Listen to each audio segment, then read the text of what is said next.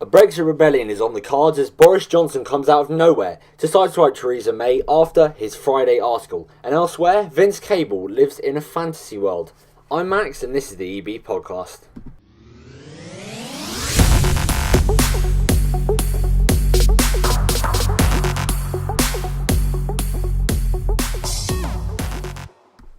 So, as always, there is a lot to get to, but first off, I'm going to start with Boris. So on Friday, he wrote a 4,000-word article. Some said he sort of repeated the £350 million per week Brexit pledge. That was the one on the side of the Leave campaign's bus, which they eventually denied, even though it was on the side of a bus. This isn't true. He said, on average, we will get back an extra net figure of £350 million, hopefully some of which can go to the NHS. It provoked a big reaction, especially because the article was released on the day of the terror attack on Friday at Parsons Green. It's also before the Prime Minister's speech in Florence as well. It was most likely pre-planned, though, I have to say. The sort of places where it was posted online and in the newspaper are sort of they're pre-planned very sort of the week ahead. They know which articles are going to come out. So this wasn't a big surprise. Also, the terror attack happened on the Friday morning, so they might not have had time, or it might not have made sense for them to take the article out, because even though it might have been in a bit of poor taste to do with the day, you sort of have to agree that they would have to replace it with a different article, and then people would be asking where his article would be, and where it is, and it would probably create more of a ruckus.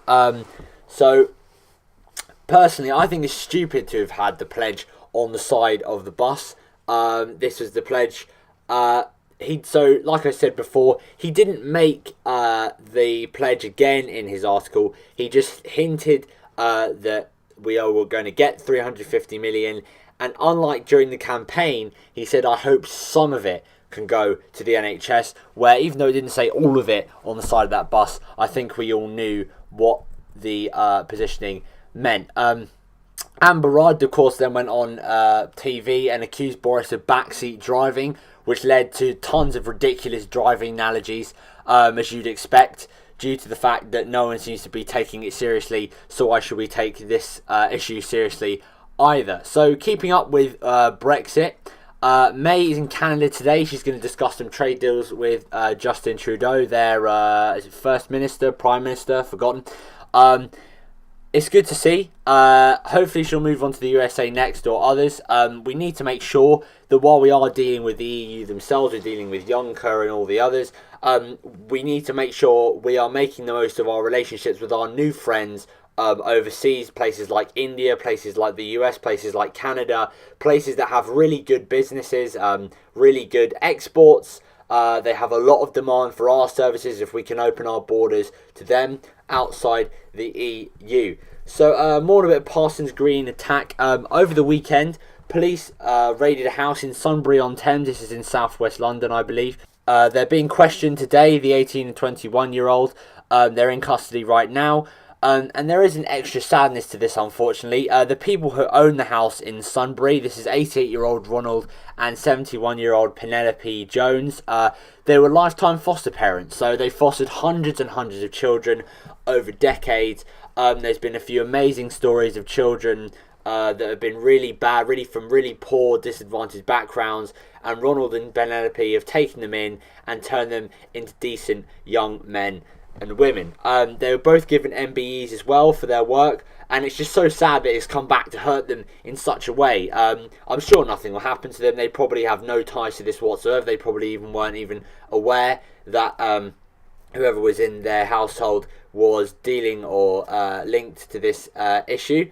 Hopefully they can get back on their feet as soon as possible. So moving on, former Lib Dem leader Tim Farron accused the government of cowardice over Brexit, which I have to say is a bit rich coming from him, because he was too scared to stand up for his religious beliefs during the campaign, so it is a bit rich. Vince Cable, who is Tim Farron's replacement, he's a new leader of the Liberal Democrats. He decided to reveal his dream of becoming PM, which he thinks could actually happen in our lifetime.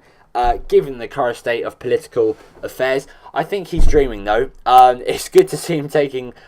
it's gonna take him a long time, and his party in general, to recover from the Lib Dems' failed tuition fees promise when they had their first time in power under the coalition government a few years back with Cameron. And his share of the vote is currently only 7.4%. So he's in a bit of a dreamland there. He has a big hill to climb in terms of getting back to the position that they were under the coalition government, when they actually managed to get a few people to vote for them. Just a final business news story now. We've got Ryanair. They seem to have messed up sort of big time. They're under pressure to publish a full list of cancelled flights. They cancelled a load of flights because they didn't manage to organise pilots' holidays efficiently, which is a bit stupid. So that means that they're going to have to give the pilots these holidays in the coming weeks, and people are going to have to cancel flights. There's been a few hundred flights cancelled so far. However, it has only affected 2% or less than 2% of passengers, which isn't a huge deal. But of course, if people have been saving up or waiting for months to go on holiday, it is going to be a big deal for them. So I'll be back on Wednesday. I may be back tomorrow, but I might be busy. I'll have some more business news to talk about, including Brexit business news and more Brexit news in general. And Trump is at the UN right now, I think. So that will surely send some sparks flying, and I'll have some more to talk about then. Thanks for watching. I'm Max, and this is the EB Podcast.